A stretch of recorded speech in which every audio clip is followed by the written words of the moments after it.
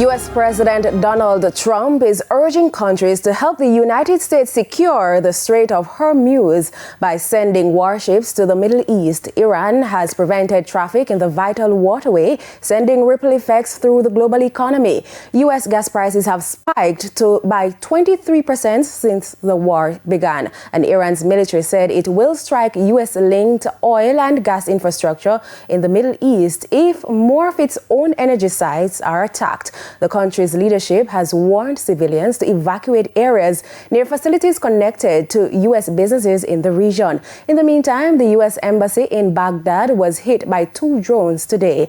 Elsewhere, Lebanon said an Israeli strike killed medical workers, while 2 people are wounded in southern Israel after Iranian missile launches, according to emergency services. And the primetime news package continues with sports after this break.